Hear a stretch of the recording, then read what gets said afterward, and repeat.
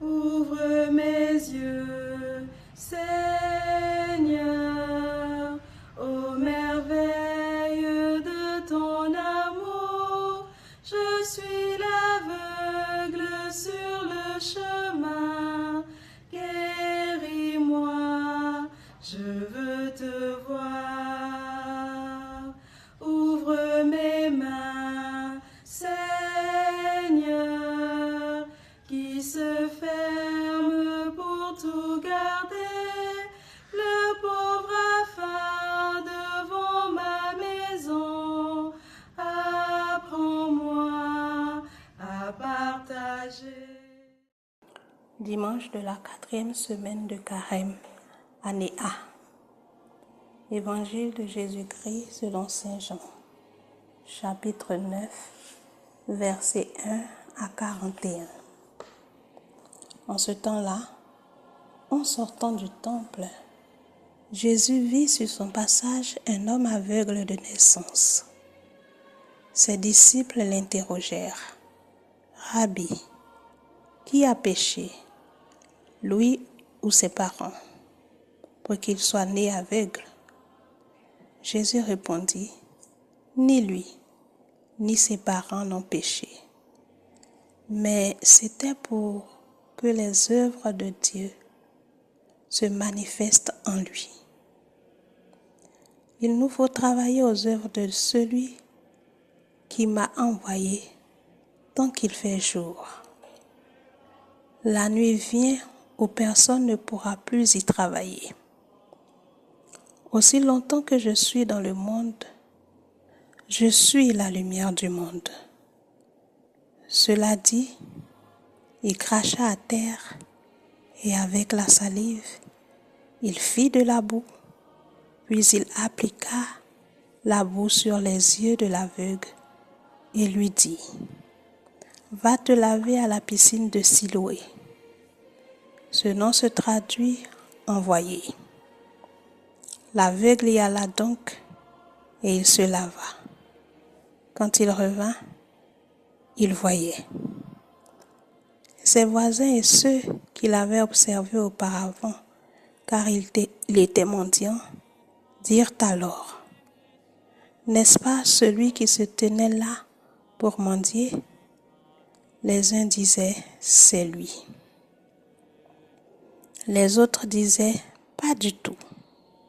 C'est quelqu'un qui lui ressemble. » Mais lui disait, « C'est bien moi. » Et on lui demandait, « Alors, comment tes yeux se sont-ils ouverts ?» Il répondit, « L'homme qu'on appelle Jésus a fait de la boue. Il me l'a appliqué sur les yeux et il m'a dit, « Va à Siloé et lave-toi. » J'y suis donc allé et je me suis lavé, alors j'ai vu. Ils lui dirent, « Et lui, où est-il ?» Il répondit, « Je ne sais pas. » On l'amène aux pharisiens. Lui, l'ancien aveugle. Or, c'était un jour de sabbat que Jésus avait fait de la boue et lui avait ouvert les yeux. À leur tour, les pharisiens lui demandaient comment il pouvait voir. Il leur répondit, « Il m'a mis de la boue sur les yeux. Je me suis lavé et je vois. » Parmi les pharisiens, certains disaient, « Cet homme-là n'est pas de Dieu, puisqu'il n'observe pas le repos du sabbat. » D'autres disaient, « Comment un homme pécheur peut-il accomplir des signes pareils ?» Ainsi donc, ils étaient divisés. Alors, il s'adresse de nouveau à l'aveugle. « Et toi, que dit-il de lui, puisqu'il t'a ouvert les yeux ?» Il dit, « C'est un prophète. » Or, les Juifs ne voulaient pas croire que cet homme avait été aveugle et que maintenant il pouvait voir. C'est pourquoi ils convoquèrent ses parents et leur demandèrent: cet homme est bien votre fils et vous dit qu'il est né aveugle. Comment se fait-il qu'à présent il voit? Les parents répondirent: nous savons bien que c'est notre fils et qu'il est né aveugle. Mais comment peut-il voir maintenant? Nous ne le savons pas. Et qui lui a ouvert les yeux? Nous ne le savons pas non plus. Interrogez-le, il est assez grand pour s'expliquer. Ses parents parlaient ainsi parce qu'ils avaient peur des Juifs. En effet, ceux-ci s'étaient déjà mis d'accord pour exclure de leur assemblée tous ceux qui déclareraient publiquement que Jésus est le Christ. Voilà pourquoi les parents avaient dit: il est assez grand, interrogez-le. Pour la seconde fois, les pharisiens convoquèrent l'homme qui avait été aveugle et lui dirent: rends gloire à Dieu, nous savons que cet homme est un pécheur. Il répondit: est-ce un pécheur? Je n'en sais rien. Mais il y a une chose que je sais. J'étais aveugle et à présent je vois. Ils lui dirent alors: comment a-t-il fait pour t'ouvrir les yeux? Il leur répondit: je vous l'ai déjà dit et vous n'avez pas écouté. Pourquoi voulez-vous m'entendre encore une fois? Serait-ce que vous voulez vous aussi devenir ses disciples? Ils se mirent à l'injurier. C'est toi qui es son disciple. Nous, c'est de Moïse que nous sommes les disciples. Nous savons que Dieu a parlé à Moïse, mais celui-là, nous ne savons pas d'où il est. L'homme leur répondit: voilà bien. L'homme leur répondit: voilà bien ce qui est étonnant. Vous ne savez pas d'où il est, et pourtant il m'a ouvert les yeux. Dieu, nous le savons, n'exauce pas la prière des pécheurs. Mais si quelqu'un l'honore et fait sa volonté, il exauce. Jamais encore on n'avait entendu dire que quelqu'un ait ouvert les yeux à un aveugle de naissance. Si lui n'était pas de Dieu, il ne pourrait rien faire. Ils répliquèrent: tu es tout entier dans le péché depuis ta naissance et tu nous fais la leçon. Ils le jetèrent dehors. Jésus apprit qu'il l'avait jeté dehors. Il le retrouva et lui dit: crois-tu au Fils de l'homme? Il répondit: et qui est-il, Seigneur, pour que je croie en lui? Jésus lui dit: tu le vois, et c'est lui qui te parle. Il dit: je crois, Seigneur. Et il se prosterna devant lui. Jésus dit alors: je suis venu en ce monde pour rendre un jugement, que ceux qui ne voient pas puissent voir et que ceux qui voient deviennent aveugles. Parmi les pharisiens, ceux qui étaient avec lui entendirent ces paroles et lui dirent: serions-nous aveugles nous aussi? Jésus leur répondit: si vous étiez aveugles, vous n'auriez pas de péché. Mais du moment que vous dites: nous voyons, votre péché demeure.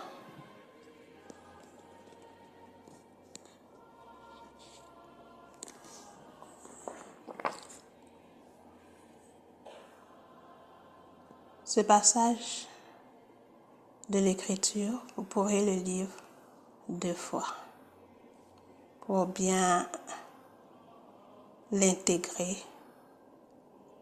dans une prière préparatoire. Je vous invite à vous adresser au Seigneur en vous mettant en sa présence. Seigneur, je me tourne vers toi en ce moment. Fais que toutes mes intentions, mes actions et mes opérations soient ordonnées au service et à la louange de ta majesté divine. Dans une composition des lieux, je vous invite à voir avec la vue de votre imagination. Jésus qui sort du temple et qui voit sur son passage un homme aveugle de naissance. Voir ses disciples s'approcher de lui et l'interroger sur pourquoi l'aveuglement de cet homme.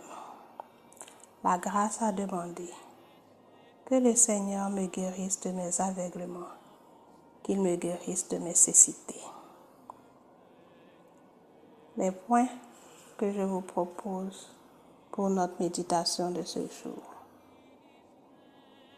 Premier point, versets 1 à 3. L'origine de la souffrance. Rabbi, qui a péché, lui ou ses parents, pour qu'il soit né aveugle? La réponse de Jésus est claire et nette. Ni lui, ni ses parents n'ont péché. C'est afin que les œuvres de Dieu soient manifestées en lui. Face à la souffrance, face à la maladie, face à la perte d'emploi, la perte d'un proche, je m'interroge sur le pourquoi du comment bien souvent. Est-ce qu'il m'arrive de penser que dans cette situation, il peut naître aussi quelque chose de positif? Dans cette situation que je traverse, un lieu de la manifestation de l'action de Dieu puisse être possible. Pour le deuxième point, versets 6 à 7, la guérison de l'aveugle. Jésus nous dit qu'il est la lumière du monde. Jésus, lumière de nos vies, donne la vie à l'aveugle en crachant au sol, faisant de la boue qui lui applique sur les yeux. C'est comme une naissance nouvelle. C'est pour lui un nouveau départ. Il voit et il témoigne. L'homme qu'on appelle Jésus, c'est un prophète. Il vient de Dieu. Ce que je sais, c'est qu'il m'a donné de voir à nouveau. S'il n'était pas de Dieu, aurait-il pu me guérir?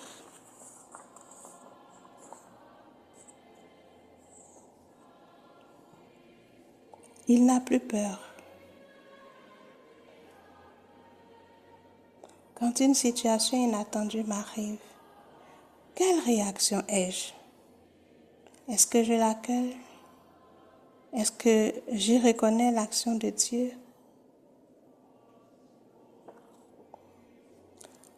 Le troisième point, verset 13 et suivant. L'attitude des pharisiens. Ils deviennent inquisiteurs. Ils réfutent la grâce accordée à l'aveugle. Ils se ferment au don de Dieu.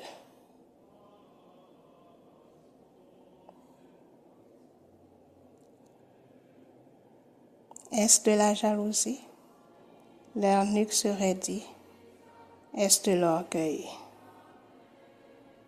Quelle est mon attitude face aux bienfaits que le Seigneur accorde à une de mes connaissances, à un de mes proches? Est-ce que je vois cette action d'un bon œil ou est-ce que je me ferme à cette grâce? Et je me réjouis avec ce proche, avec ce parent. Pour finir, dans un cœur à cœur avec le Seigneur, je m'adresse à lui en lui parlant de tout ce que je ressens. Je peux lui rendre grâce ou bien lui demander pardon. Je peux aussi lui demander de me guérir de mes aveuglements afin de davantage voir ses actions dans ma vie. Et je termine ma prière par un autre Père.